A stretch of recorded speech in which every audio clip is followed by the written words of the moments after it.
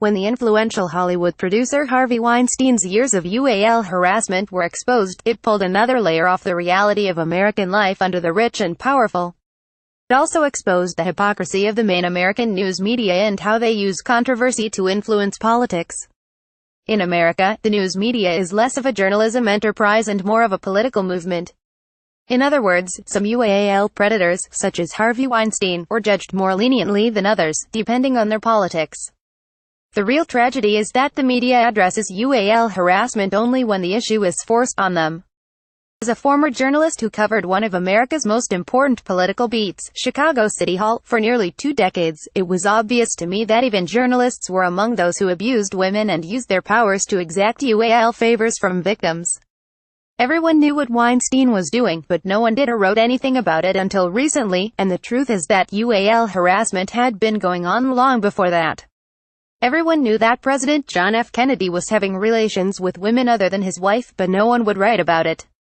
Among his infidelities was an affair with Marilyn Monroe. And then there was President Bill Clinton.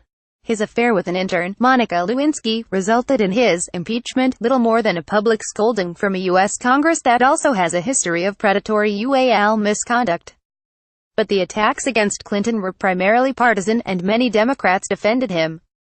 Never reported on by the news media, which intensely covered the Clinton scandal, was that Clinton's wife Hillary is said to have used all her influence to punish and bully any woman who accused her husband of UAL infidelity, and there were dozens of them. Instead, top media personalities such as ABC TV's George Stephanopoulos, who worked for the Clintons, have defended them while attacking their enemies. Bill Clinton is being protected because of his politics. If we use the weight of the moral judgment being applied today to Weinstein and others such as actor Kevin Spacey and director Brett Ratner, Clinton should have been forced to resign as president.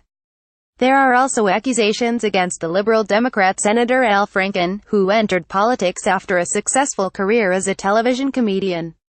Not only was Franken accused of bully harassing a woman during one of his entertainment tours of military units, but there are also photos of him abusing the woman as she slept on a plane after one of their shows. Franken apologized in a brief letter to the victim, an entertainer and radio talk show host. Network news reporter Mark Halperin has been accused by 5 women of inappropriate UAL misconduct.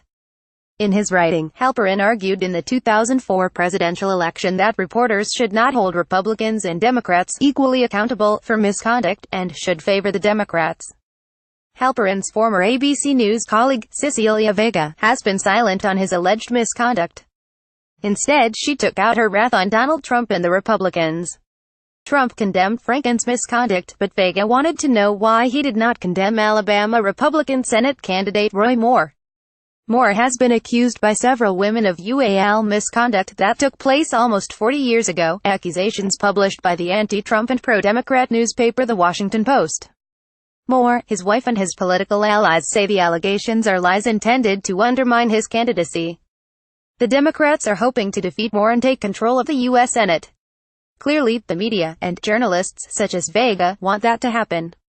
It is an example of how the American media and politicians treat people differently based on whether they are favored or disfavored politically. This same kind of double standard applies to how the main American news media and politicians treat the Arab world. The U.S. Congress and the news media close their eyes to Israeli violence and human rights abuses against Arabs and Muslims, but exaggerate and punish the Arab world for violence and abuse against Israel. Additionally, the American media and politicians are constantly accusing the Arab world of denying rights to women, while pretending that women in America are treated so much better.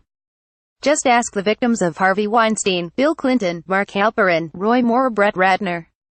They can tell you how well women are treated in America. Did you find this article informative? Please consider contributing to Eurasia Review, as we are truly independent and do not receive financial support from any institution, corporation or organization.